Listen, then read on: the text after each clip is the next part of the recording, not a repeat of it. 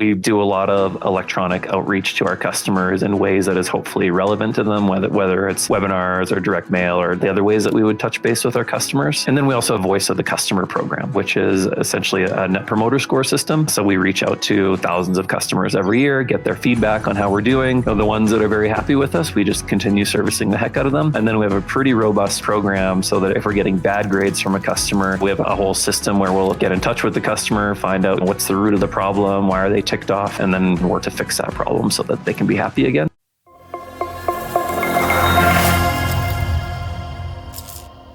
In this episode, I'm talking to Iggy Domagalski, CEO of Wajax, one of Canada's largest industrial products and services providers. They're making over $2 billion per year in revenue. We're going to talk about how Iggy led and grew the former company, Tundra, from $8 to $150 million in revenue. Tundra eventually got acquired by Wajax. And second, we're going to talk about the secrets to marketing in an older/traditional market. And lastly, we're also going to try to figure out exactly how much money this monster company spends per month or per year in marketing. And if you can't answer a question, we both have to take a shot of hot sauce. Wish me luck, Martians. Hope you enjoy this one. Hello, Martians. Welcome back to another episode of Marketing on Mars.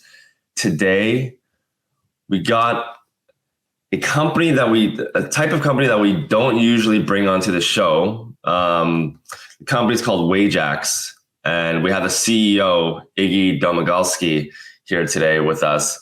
Wajax is probably one of the oldest industrial companies in Canada. And you might be asking, Simon, why are we bringing on an older company on a show that's more talking about tech and B2B and marketing? Well, this CEO was pretty much there the entire time when they grew from something crazy, like I'm just throwing out spitballing numbers, but like 10 million upwards of $100 million in revenue. He was part of that whole thing, part of an acquisition, and he's doing a lot of things that we talk about a lot now, which is thought leadership, storytelling, culture. He built this whole thing.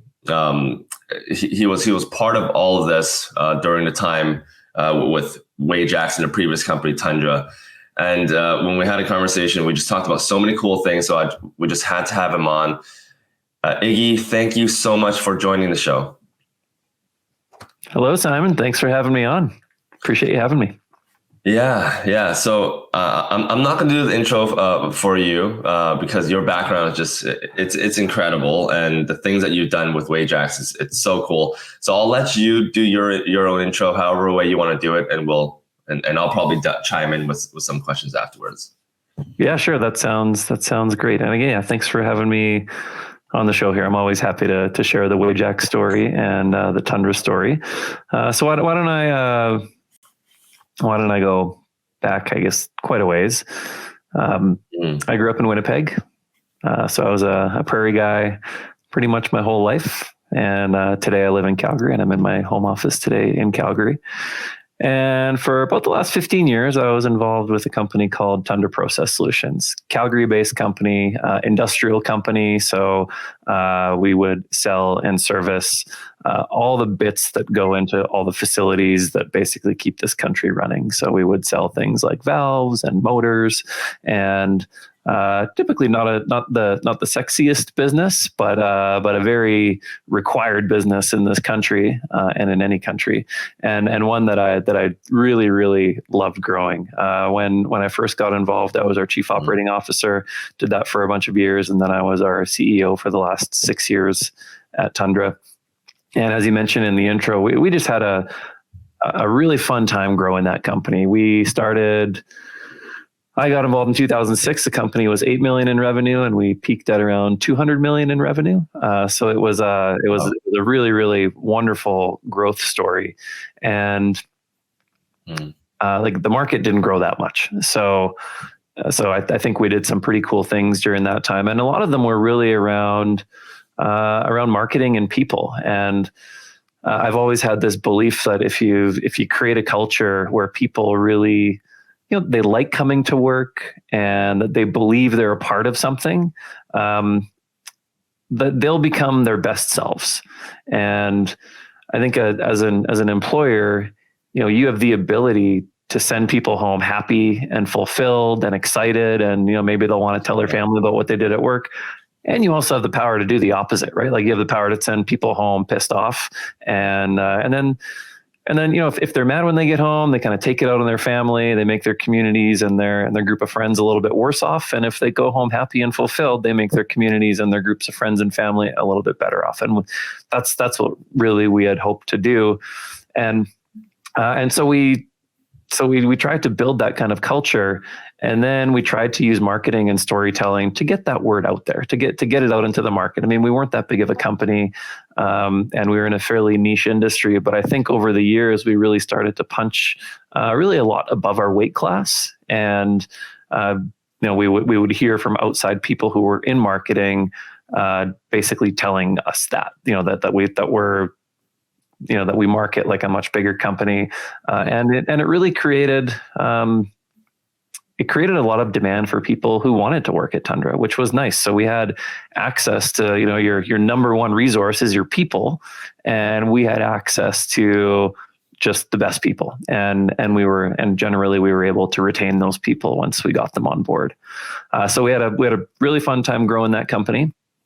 Then the pandemic hit, and I actually got a call from the folks at Wajax during the pandemic, and they said, we've been looking at your company from afar, and I know it's a weird time, but maybe something good can come out of a weird time. And how would you feel about potentially selling the company?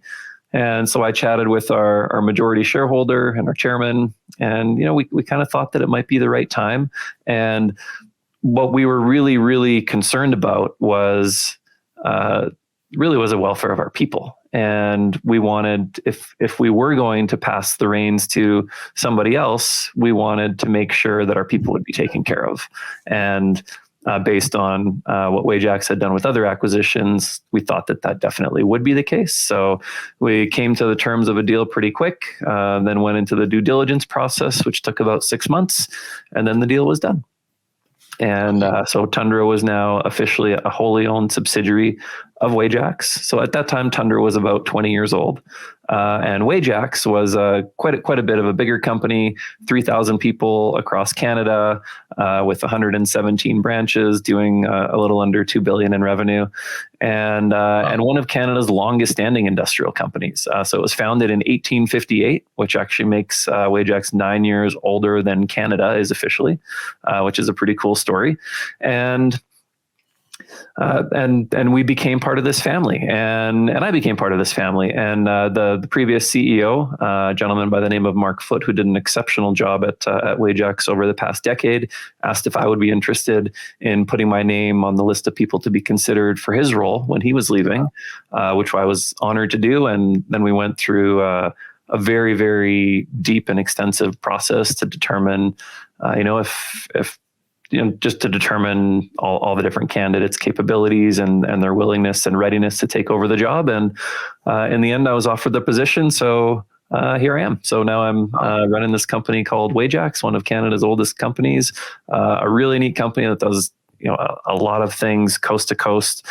We are an industrial company, so we basically keep Canada moving. We have a heavy equipment business, which is things that you might see on the side of the road, like big Hitachi excavators or forklifts that you would see in a warehouse, or giant engines that are in trucks and boats. And then we have an industrial components business, which is all the little bits that go into facilities across the country. So that would be motors and valves and bearings and hydraulic cylinders and all the pieces that you really need to keep industry moving. And that's where I sit today. I've been in this role for close to a year and a half, and I'm really enjoying it so far. Is that a good introduction? Does that give you enough to work with? Yeah, no, that you know what? I had a lot of questions going in. Now I have no questions. We might as well just finish now. We're 10 minutes and we're done the whole thing now. No, but essentially, I mean, look, you're essentially you're a CEO of a $2 billion per annum revenue company. Yep. So when you get to that size, it's not about you or your direct reports anymore.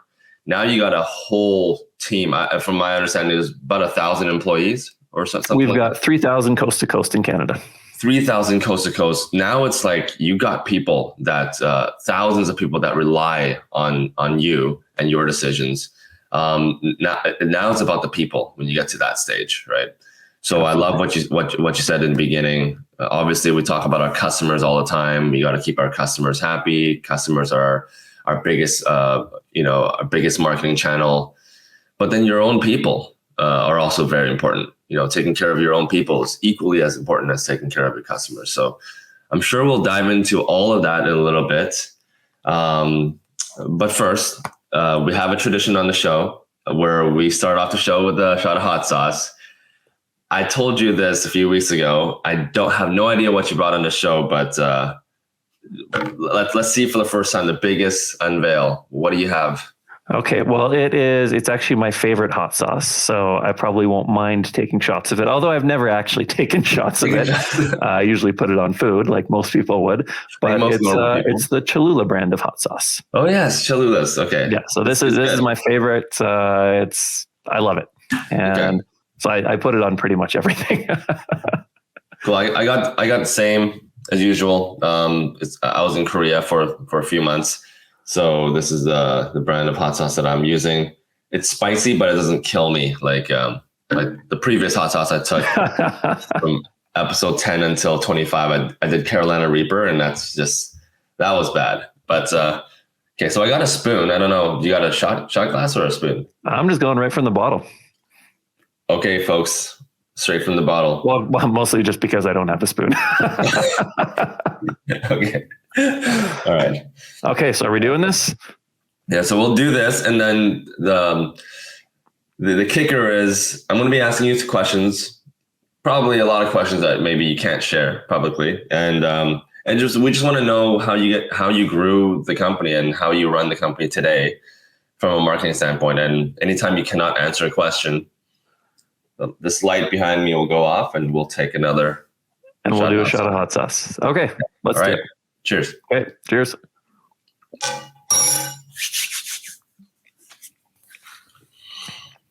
You know what? Even on its own, it's not too bad. Really? Whew. Can't say the same about this one. Okay. Whew. All right. All right. I'm counting up some folks. We got a handful of people on YouTube watching, and we got about 8 people on LinkedIn watching. Great. So if you guys have any questions for Iggy, feel free to throw them into the comments. Uh-oh. The hiccups are here. All right. Okay, so you kind of explained a little bit about Wajax and what you guys are doing. And you got about 3,000 people under the company, right? Yep. Maybe talk a little bit about, explain a little bit more about Wajax and the different departments. We will start there now while I cure my hiccups. While you cure yourself, sure. As I mentioned earlier on in the intro, we kind of 2 main businesses: this heavy equipment business, which is basically things with wheels, excavators and forklifts and wheel loaders, construction kind of equipment. And then we have this other business, which is our industrial components. That's all the individual parts. But within those businesses, there's generally the same types of people. So of our 3,000 people, about 1,000 would be our field and shop technicians. These are the folks that, they are really the lifeblood of our business. They're the ones that turn the wrenches, that fix the things, that get the equipment ready to go, and they're the front line for our customers. I think one of the things that you have to do as a distributor of products is you have to service your gear, and the most important time when you can really shine is when your customer is down, right? Like when they have a big piece of machinery that has stopped, that stops their business, and that's a big problem. So we have these 1,000 people across the country, and rain, shine, cold, warm, whatever the temperature is, they're out there, and they'll get in their truck and they'll go fix whatever piece of equipment that our customers need fixed. So that's kind of the frontline group. We have another group of about 1,000 people. So they're also frontline folks. They are There are salespeople, there are parts reps. If you walk into any of our 117 branches across the country, there's going to be a parts counter. So if you need to get parts for any of your machines, there's these folks that can help you. I think something that sets us apart a little bit is that they're all technical folks. We're not the company that says, well, call me back when you got the part number. We're the folks that'll help you figure out what the part number is if you don't have it, and we'll be able to offer you, maybe something better once we understand your problem a little bit better. So we really pride ourselves on the technical aptitude of our parts people and our salespeople and our coordinators.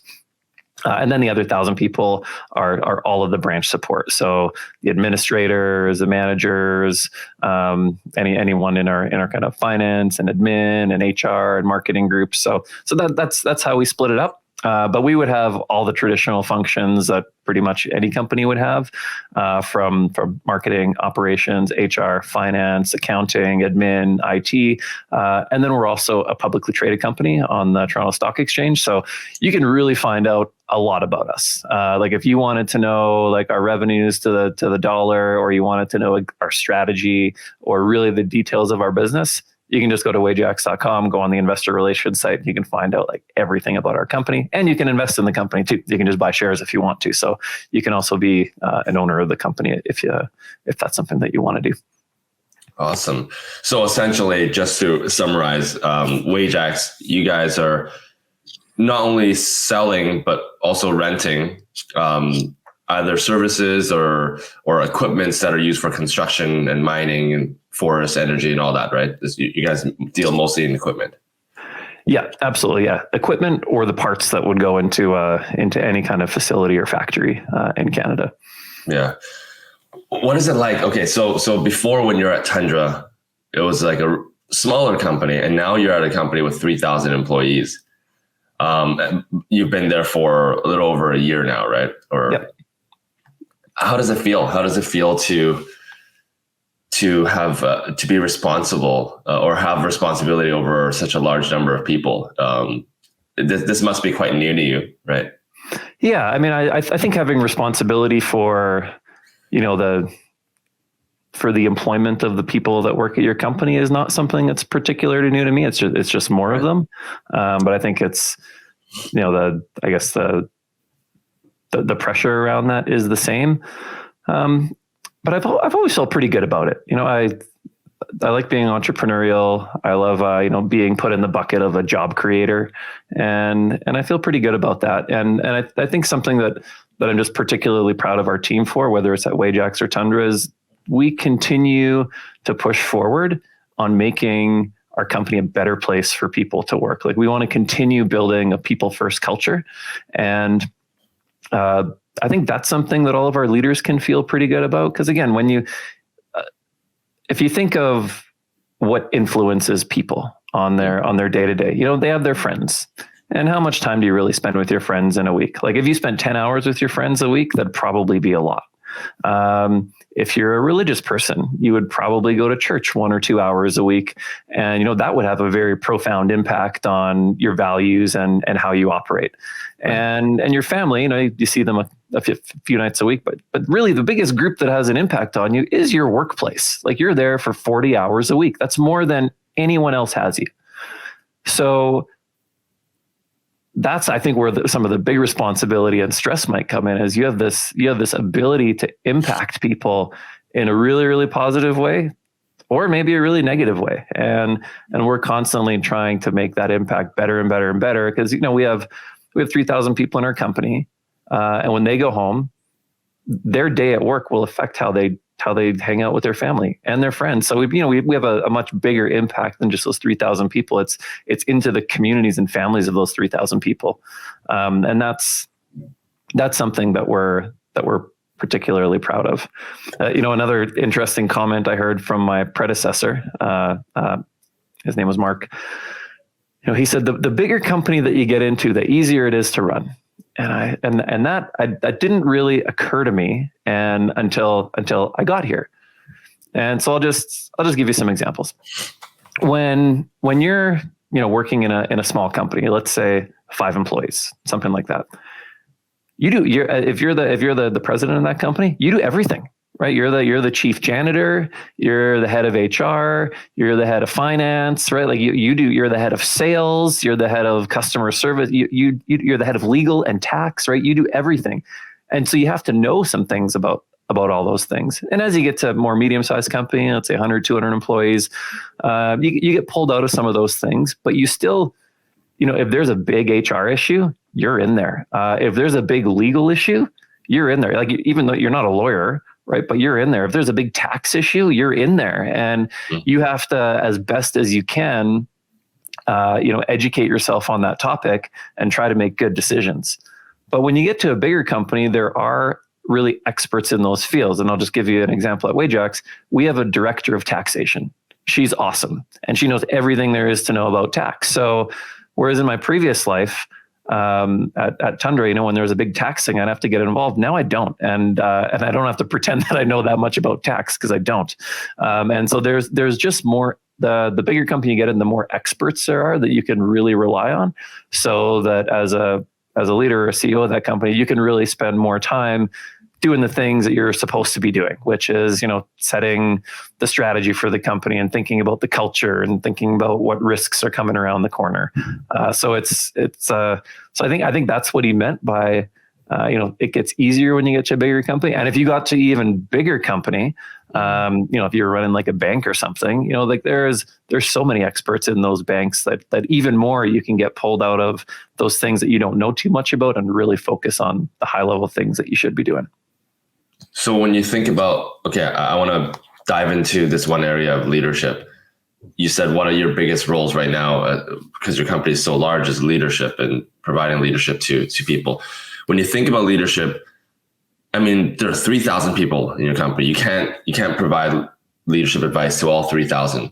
So you got to pick and choose your battles. Do you have like a list of direct reports, and those are the only people that you try to encourage and to support, or are there 30 people? Like what's your range? Like how many people do you think as a CEO you can directly influence? Yeah, that's a really good question. And so I've got 9 people that report directly to me, and I try to spend a lot of time with them. And we work closely on figuring out the strategy and the vision of the company. Then there's a group in our company, there's 37, kind of our really key leaders that drive the business. I'm in contact with all of them, but far less so than I would be with the team that reports directly to me. So that I view that group of 37 people, which is a little over 1% of our company, as the real key drivers of what's going on in the future, and that group needs to be really lined up. So if we're doing a big management planning offsite, those 37 people would be there to make sure that everybody's aligned with our strategy. And then I also like to get out to our front lines. I love spending time with the people that actually do, the turning the wrenches and making the sales calls and filling the orders for our customers. So in my first year, I got out to about 80 of our 117 branches, which was a lot.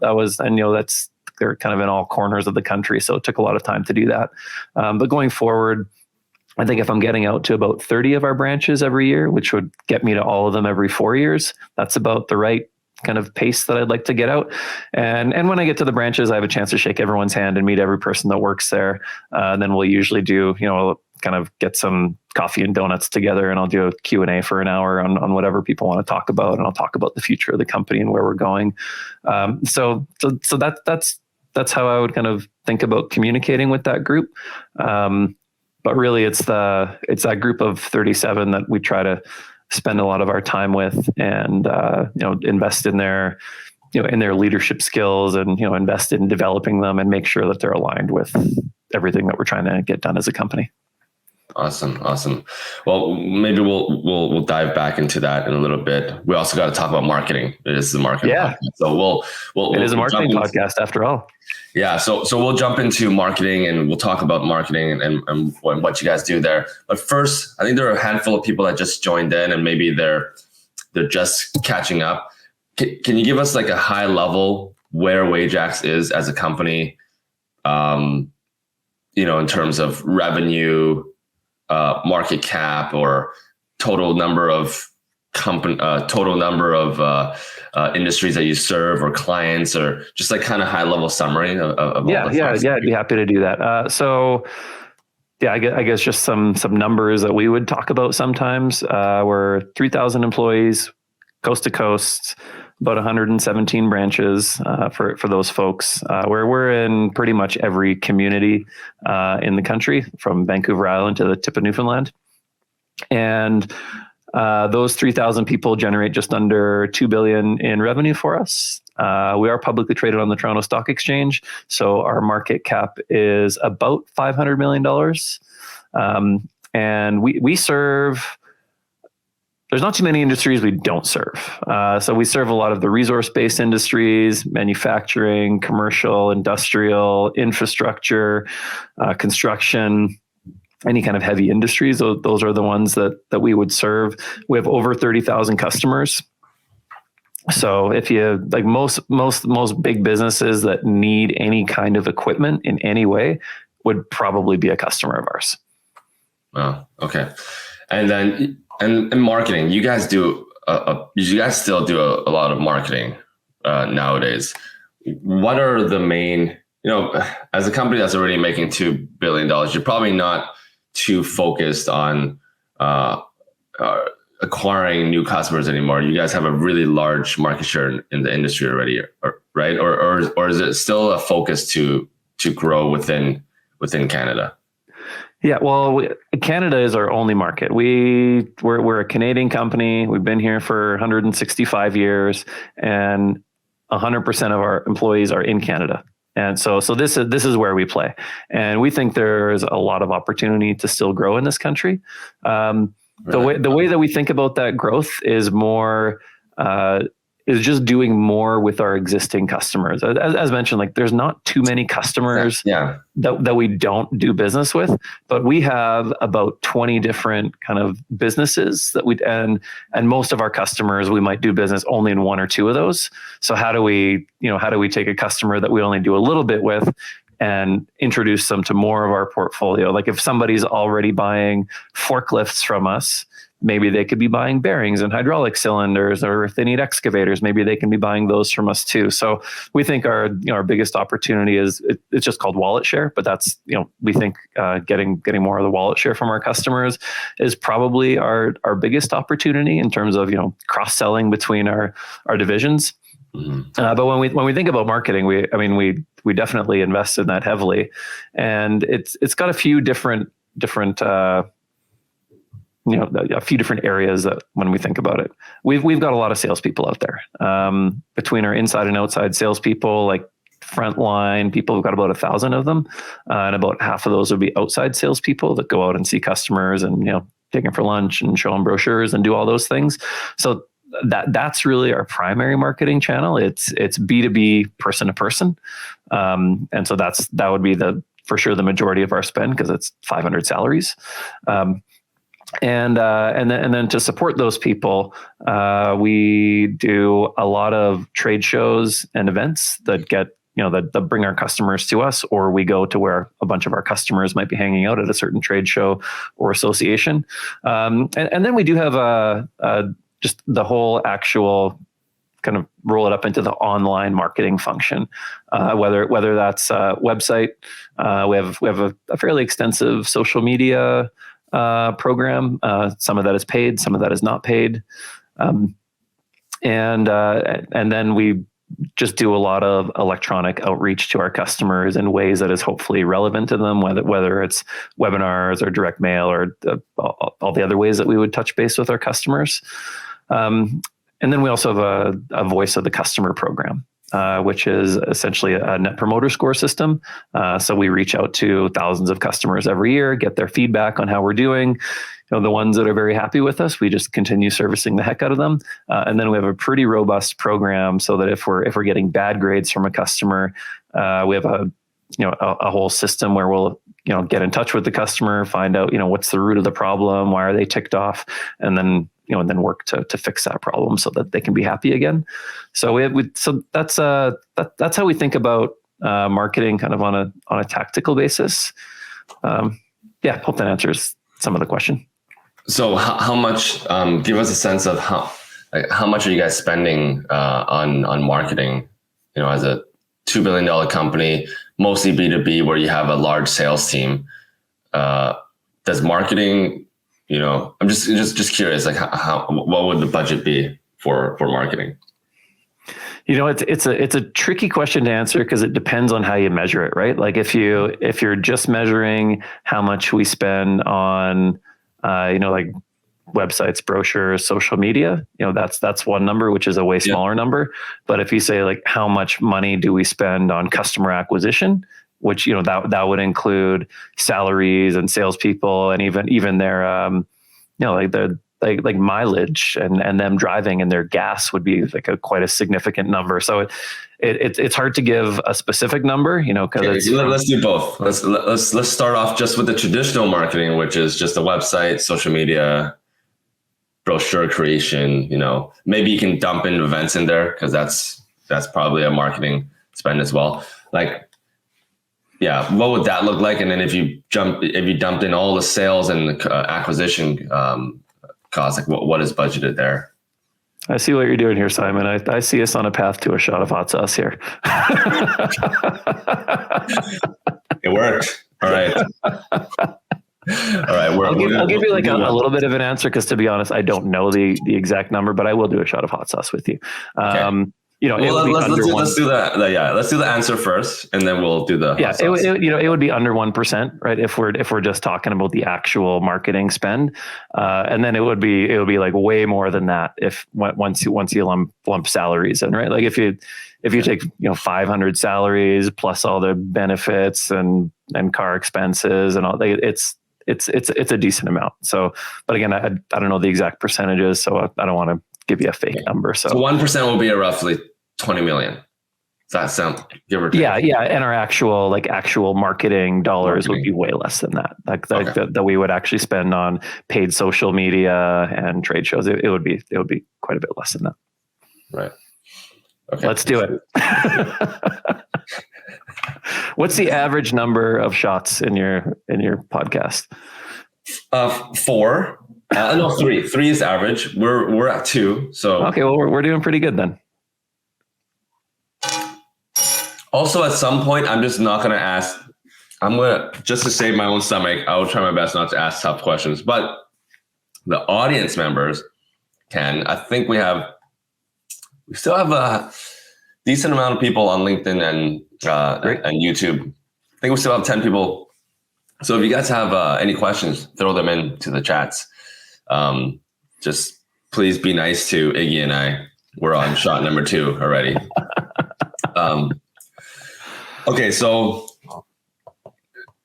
I've heard that you guys are really good storytellers. And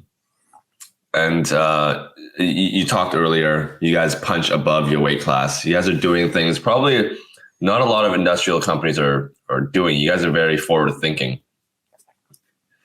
Talk to us about your how important is storytelling and how do you guys use social media and events and whatnot to get your story across? And also, what is the story that you're trying to push? Yeah, that's a great question. And if I back up to my Tundra days, those were the days where I think we were really punching above our weight class for storytelling. And the main stories that we told there is, that we want to be thought of as an innovator in the market and a bit of a thought leader. So we had a group of people. There was 3 of us. It was myself. We had, for lack of a better term, an innovation guy, and then a technical expert guy. So the 3 of us were our main spokespeople for the company, and we would just try to get out to as many events, whether in person or online, as we could to talk about the message of 1, we're technical experts. 2, we're innovators and we bring unique technologies to the market that might otherwise not be available. And so that was the 2 other guys' job. And my job was telling more of the story around people and really about how we're that people first company, how we've got a culture that a lot of our teammates really like, and that this is a great place to work. And the thought pattern behind that is, if we can get the best people, we'll be the best performers. But also, what customer wouldn't want to do business with a company that takes care of its people? I mean, if I'm thinking that if I put my customer hat on, and I would think, okay, well, why do I care about that? Why do I care if you're nice to your people? And why do I care about your employees being engaged and happy? I think, well, if I'm dealing with an engaged employee on the other end, one, I think they're gonna work a little bit harder to solve my problem. When it's a stressful situation and my equipment's down and I really, really need the help, and that's the moment that I need you. If that person is bought in a little bit more to that company, they're more likely to, kind of really, really go to bat for me as a customer. So that's one thing that I like. And two, if you can, if you build a company that has that good culture, people are going to stay around a little bit longer. And I think as a customer, you want some continuity so that when I'm calling Jamie in the Edmonton branch, for example, and I want to talk to them, I know they're going to be there for a long time, and I'm not just going to have this rotating group of people where I'm always getting a new person because the turnover is so high. So that was a thesis. I think it worked. We were able, we had like an incredible number of applicants per job, like over 400 for almost every job that we posted, which was really great. So we really had our pick. And another thing that we really did, which was a journey, and this one was really important to us, and it was important to me, and it was around our communities, and it was kind of our philanthropic journey, if you will. When I got to Tundra, a long time ago, we really did not have a philanthropic bone in our body. I think the entirety of our philanthropy was we were, giving $200 a year to the hockey team of one of our sales guys' kids, right? Like that was it. So it was like very, very minimal. And over the years, we started to do a lot more of that. We said we want to find a charity that we can link up with and be partners with, and it had a bunch of criteria. We wanted it to be local. We wanted it to be something around kids. We wanted our people to be able to be involved. And we interviewed a bunch of them. And the one where we found the greatest fit was called the Kids Cancer Care Foundation of Alberta. And, we're an Albertan company, kids, local, our employees could get involved. They had all the check marks. And we just started to do things with them. And it was, the first year, all we did was an ugly Christmas sweater party, fundraiser where we raised $2,000 and gave it to the charity. And then the next year we introduced a new initiative, plus the ugly Christmas sweater party. So now we had 2. And then the next year we added another. So then we had 3 things, and then 4 things. And before you knew it, we were, what the Kids Cancer Care Foundation calls, one of the corporate champions. And we were doing everything that you possibly could with this organization. Our people were involved, our people were engaged. And it got to a point where when we defined our core values as a company, one of those core values was, and remains today, give back. And so that community piece really got rooted into our company. And that became part of our story, that we're thankful that the community has been so good to us. So we want to be good to the community too. And that I thought worked. I mean, we didn't do it as a business investment. We did it because it was the right thing to do. Like we thought supporting the community is a corporate responsibility, which is why we put it in our core values. But I think it turned out, actually, I can't measure it exactly, but I think it turned out to be one of our best investments. I think our customers loved that we were doing that. They would often get involved in the events that we were doing to support these charities. We were a very event-driven company. We held a lot of events, and every event turned from, like a party or whatever into a fundraiser. So customers loved it, our suppliers loved it, but mostly our teammates and employees loved it. Mm-hmm. And I love interviewing people for our company, and I would do it at Tundra too. And I would always ask, of all there's thousands of companies out there, like why do you want to work here? And every time, like not 99% of the time, but 100% of the time, one of their reasons was, I just love what you do in the community, and I want to be a part of that. And so telling that story became this super powerful recruiting and retention tool, and ultimately, I think, made people go home feeling better. And I think most people find what they do for a living interesting, but let's say that you are a technician or a salesperson for an industrial piece of equipment. Doesn't matter what it is. When you go home and your kids ask, "What did you do today?" Like, I don't know. Are you going to talk about that? Maybe not. You might just say, "Oh, just at work, I fixed some stuff or I sold some stuff." But some of our people would be involved in, these bike races for charity or 10K races for charity or just events that were centered around fundraising for good causes. And people talk about those, like employees talk about those to their families. And so you're able to bring the workplace home a little bit, and the exciting part of the workplace and the fun part and the really, really rewarding part. So I think it just made people feel better about their whole employment experience. And that was, I think, a really, really big piece of our marketing. It wasn't, we had that built into our social media. We had that built into our events. We had it built into the stories that myself and our two other main storytellers told to the market and to conferences and podcasts. And I think it worked really, really well. Yeah, no, I totally agree. I think, I mean, everyone thinks that their job is amazing, right? But then when you think back and you think about the times you come home and you actually tell stories to your wife or your partner, girlfriend, or whatever, you usually talk about people.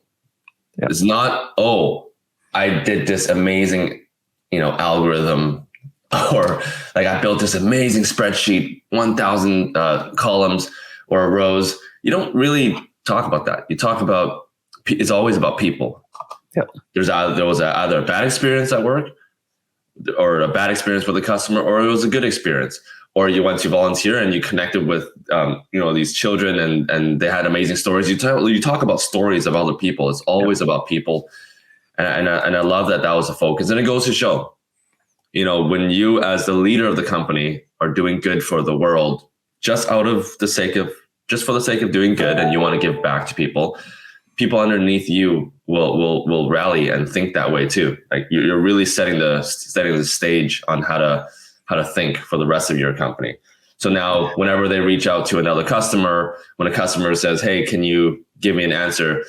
they're probably going to want to give that answer faster, because they're thinking, "Okay, I want to do good. I always want to do good for other people." And that's that. I mean, there you go. Like, that's your culture. And talking about culture, I know you guys do a lot more than that. Tell us a little bit about what you guys do in terms of building culture. I heard some stories of like massage therapists, like massage therapy, like all that. Yeah, tell us about that. We've done some fun things. I think just to round out that conversation on storytelling and marketing in the days when I was at Tundra, I think we really did punch above our weight class. And I mean, we would shout our stories from the rooftops to anybody who would listen. Where I came into Wajax, and Wajax, when I asked people what's the culture like at Wajax, I often got the same theme, and it was understated. And the company does so many amazing things and has so many smart people, but for whatever reason, just didn't really talk about itself to the market. And that's, when I was thinking about my next opportunity after Tundra, I thought, somewhere where I can use storytelling to bring the brand and the company to life for our customers and our employees and our potential employees. That's something that I would want to do. So we're very much on that journey. I think we're still in the beginning innings of that journey, where we're investing more, we're doing more storytelling and crafting the message, doing things like this. We're doing today on your podcast. And so I think we're just in the beginning of that. And I'm excited to bring that further. When we think about culture, culture is a lot of things. The massage table thing that exists in some of our branches, I'm not sure that's really culture. That's a nice to have. That whole massage table piece came from a program at Tundra that we called Making Life Easier. And the whole point is we know our teammates are busy and they got stuff to do. And, some of those things are, they do get massages or they go to the chiropractor. And, if we can bring that into the office. So, some of our people on one weekend, they got together, they bought some paint. There was a spare little room that no one was using. They painted the whole thing, put like little Buddha statues in there and made it very relaxing. And then found a massage therapist who would come in once a week, do the massages. And then everyone at our company has a benefits plan that they can expense some massages through the plan anyway. So it was a wonderful addition. And then we did the same thing with the chiropractor. We also had other programs like just easy things like dry cleaning. Like it wasn't company paid, but it was just having the dry cleaners come by the office, pick up the stuff, drop off the clean things. It just saved people the hassle of doing all these things. We had remote oil changes, or you could bring in your snowboard or your skis or your bike, and we'd have somebody come in and do the tune-up. We just tried to make life easier for our folks. So I think that is a little bit around the people first culture in just doing kind things for our people, doing nice things for them that they might not normally expect. At Wajax, around Christmas time, we usually do some special incentives, and we do the Christmas parties and some Amazon gift cards, just little things to say thank you. We have barbecues throughout the year to say thank you. But I do think culture is a lot more than that. I think culture is the way that things are around here. And I think the culture that we have is very, very customer focused. Like the people in our company will truly bend over backwards and do whatever it takes to solve a customer's problem. And I love that. And the piece of the culture that I'm trying to build a little bit more, which already exists, is let's keep taking care of our people even more. And not just, not just doing the massages or whatnot, but really thinking about the whole health of the person. They're not just, they're not just a number or a person that creates something for us. They're a whole human with a family and feelings and problems. Everyone's going through some crazy journey that no one knows anything about. And so over the last 6 or 7 years, we've really been investing heavily in the whole health and wellness of our teammates. So we invest heavily in mental health training and programs, and just making sure that people have the resources that they need to deal with those things that might be going on with them, and also give our managers the tools to help spot those things. And we've had really great results with that. We were recognized as like we've got some awards around being, a mental health leader and creating great health and safety in the workplace. So those are things that we're super proud of. Yeah. Yeah. So obviously a huge focus on community, huge focus on the people of your company.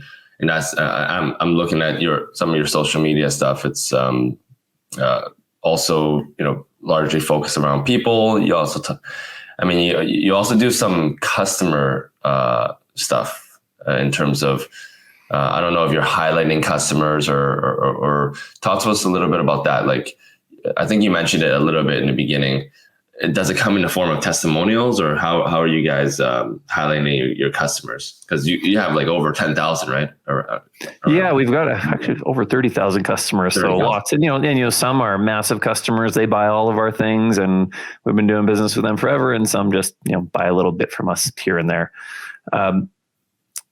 We definitely try to do testimonials. Testimonials are always so tricky. They're hard hard. They're hard. And especially as a customer is bigger and bigger, it's harder and harder to get the testimonial, because usually you need to get their legal department involved. And that's just a whole big hassle. But yeah, if you go on our website, we have a whole section on case studies and customer testimonials. So we've got a few dozen in there, and they just talk about some of the, just the unique services and offerings that we do. I think one of the things that we need to work on a lot is telling the story of what it is that we actually do better. We've got, these about 20 different business lines, and many of our customers will only know us for one thing. They'll know, oh yeah, Wajax sells forklifts. And that's all they know about us. Whereas we have all of these other things where we could help them. And there is a general movement in our customers to try to have less vendors as opposed to more. And so we can be a part of that, but sometimes they just don't know. And so teaching them that, hey, we have all these other things that you probably need, and then having some pretty solid testimonials behind that is something that we spend some time on for sure. So guys, just so you know, this is how difficult it is to get customer testimonials for B2B companies. I mean, B2C, relatively easier because you can give them a new brand new pair of sneakers, and they might give you a testimonial. But B2B is a little bit trickier because you're dealing with not just the individual's consent, but the business's consent. And as Iggy said, the larger, the more difficult it is. Put it into perspective, over 30,000 clients, they got 12 testimonials. That's how difficult it is. Yeah. It's a challenge, but how did you guys get those 12? I mean, even those 12 must have been, difficult to get. Yeah, if you're in the B2B space, you have to start thinking about the testimonial really, really far in advance, right? And it usually comes down to actually when you're getting the purchase order or the contract, like you have to be thinking about it, because most contracts will say you cannot, like that's like standard in every contract. You cannot talk about our agreement to the outside world. Mm-hmm. And then so if you go back to your customer and you say, hey, do you mind giving us a testimonial? And then it goes, oh, sure, I just got to run it by legal. Legal pops up in the contract and it says, no, it specifically says that we're not doing that. So case closed. So often you got to negotiate it in the beginning. So you're getting the order and you say, okay, one of the things we'd like to negotiate into the contract is we'd like to be able to talk about this. Of course, you'd get to vet it and, you can say no if you really want to, but, kind of put a clause in that contract. So you got to think about it way further in advance. So that's one of the ways that we've been somewhat successful at doing it sometimes, but you don't always think of that piece when you're trying to get the order, because you're just trying to get the order. So it's for sure tricky. It's hard to get those stories out. And then even if you do have a customer that's willing to do it, the amount of back and forth that you have to go through, because they have to approve it. And there's certain things that they don't want to talk about in their business, or if you talk about how much money they saved, maybe they don't want to talk about that. If you're talking about their operation, maybe they don't want to talk about that. So it's definitely a process. So you need to get the early approval, and then it's a heck of a lot of work to actually get it done, even if you have the approval. And then there are also another big one. I mean, there are 2 or 3 other big ones, but one of the big ones is the fact that, your career is very unique in that you've been at Wajax or Tundra for well over 15 years, right? But not a lot of people stay at companies. You can talk a little bit. Would love to hear your thoughts. But people nowadays stay at companies for 2 years, 3 years, and then they leave. A lot of people, maybe one of the hesitancies is that I don't want to give this, even though I love this company, I don't know how long I'm going to be at this company for. So I don't want to be out there in public saying good things and representing a company that I might not be at for another 2-3 years. That sometimes is, they won't say it aloud, but some people might be thinking it. What are your thoughts on that as like a barrier to getting testimonials? Do you think that's valid? And then how do you get around that if you can even? I think maybe. I think some people just aren't comfortable doing testimonials, period. Right. Like, and it's there are certain customers that you can try as hard as you want, and ultimately the answer is going to be no. And I think you just you gotta move on and figure out the customers that are interested. And usually those customers are the ones where you have the best relationship. So I think if the salespeople, the managers that deal with that company have the best relationship, and you did those things where you pre-negotiated it, then you have a pretty good chance of doing it. But sometimes some people just don't want to. In terms of people moving around, I get that, and you want to, I think when you're building your career, you want to get more experience, because having experience from a lot of different places is good. It gives you different perspective. There's just a balance, right? Like if over the last 10 years, you've done 2 years per place, any potential employer is just going to assume that you're going to be there 2 years, no matter what you say. Doesn't matter. Oh no, I'm here for the long term. That phase of my life is over. I want to be here 5 to 10 years. They're going to write down 2 years. That's what they assume. So I think there just has to be, like, as you're considering those moves, there is a balance, because eventually you build a pattern. And if somebody knows they're only going to have you for 2 years, they treat you differently. If somebody thinks you're going to be there for a long time, they will really, really invest in you. they'll consider rotating you around and showing you different things and putting you into courses. But if they think this person's only here for 2 years, you might not get that investment. And so I found through my career, by staying at places, I actually got more opportunity to move around. Because if they know you're going to be there a while, hey, go do that for a year. And then, you can get that experience and then bring it back to your current role or bring it back to a different role, and you add more value to the company. So I think there's just a give and take on moving around versus staying in one spot. Yeah. I mean, you also were you were part of the company at Tundra when they went from 8 million to $200 million, right, in revenue. So, it was a fast growing company. So there probably was a lot of opportunities to move around. Right. Whereas if you're staying at a company, from day one, it was a $5 million company, and then day 1,000 was still a $5 million company. I don't know if they can pay you anything more. So you also got pretty lucky with Tundra. I think not a lot of people, not a lot of companies actually grow that fast. So for sure, and that's true. But I would argue that if a company believes that you're sticking around, they can rotate you around. And a $5 million company is a pretty small company, so it's tough to go do a bunch of different things within a small company. But let's say it's a bigger company. Let's say, it's a $50 million company. There's lots of jobs in that company. And if you've done something in sales and something in service and something in operations, and all of a sudden there's a role available for a vice president, that's the kind of person that you want to put in those roles. Somebody who understands all the different pieces in the company, can pull it together in a higher up role. So I think being in one company can actually make your career go a little bit faster. But it just depends on the individual. Some people just want to try a lot of different things, and you should do that. Yeah. And did you, just curious about your background, because you've, like, looking at your resume, you've started as an IT kind of like it looks like you started in corporate finance. No. Yeah, I was a finance guy, so I got I've always loved entrepreneurships and had small businesses ever since I was a kid. I went to the University of Manitoba.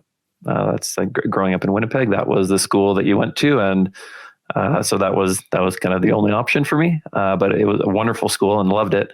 I got a finance degree there, and then I worked in corporate finance for 5 years, which was I worked at a big company and a medium-sized company, and the big company actually rotated me around a lot. They rotated me around every 6 months, and then I stayed for a bunch of years thereafter and got to put those skills to use. And so finance guy, and then a guy that I worked with who ended up being a mentor of mine. He said that he wanted to move out west to Western Canada and start buying businesses, and thought that I might be a good guy to come along for that. So I did. So I think more than anything, I got lucky with finding a really great mentor at a young age, and being able to just get exposed to a lot of pretty cool things. But every role that I've ever gone into, like, it was into the deep end. I've never been fully ready for any role that I took on. And those were the periods of time where I had the greatest learning. Even how do you feel about this current role as CEO? It's a lot different than my other one. I for sure didn't, there was lots that I didn't know. I went from a medium-sized private company that's Alberta based. And now, so I've had to learn a lot about the rest of the country, which has been wonderful to do. We're a publicly traded company. That's all different. I report to a board of directors as opposed to just one person, so that's totally different. And just the size is totally different. So there's just more complexity in the business, and there's a bunch of business lines like heavy equipment that I didn't know anything about when I started. So the last year and a half, I think, has been the most learning that I've ever done in 12 or 18 months, and it's been wonderful. So I don't think I don't think you're ever really fully ready for your next role, but the jumps that I've taken, there's always been just a ton of learning. There's a quote that is like, everything that you want in life is on the other side of your comfort zone. Yeah, so, absolutely. things anything you want in life, you want more money, you want more freedom, you want better health, is always outside your comfort zone. Yeah. Curious, is the wage must be a lot better at Wajax? It should be. I mean, it's a bigger company, so it's anything you can share on that, on wages and compensation. Like for me, yeah, at Wajax. It's funny. It's actually all publicly disclosed. Like really? the salaries and bonuses for the top 5 people in every public company in Canada is fully disclosed. So you just got to go through our documents, and it's all in there. All right. Okay. Cool. I just wanted this light to go off. So because I feel like we did 2 shots. You've been so good at answering every single question. Maybe I haven't been asking tough questions, and the audience is not helping me either. So let's do one last one just to close it out. Sounds good. It out. And I guess we can find out Iggy's salary, guys. If you guys find it, you can send me a comment or a note. Cheers. So what's next for you guys? Are there any big things that you're focused on this year in terms of marketing? Yeah, there for sure are. So kind of our big things that we're working on, first of all, is our purpose and our values. And that was an interesting thing to me when I got to Wajax. We did not have a purpose statement that was clearly defined, and we didn't have a set of core values. We had one core value: it's safety. We take it very serious, and it's put into everything that we do. And 2022 is our safest year on record, so we're really proud of that.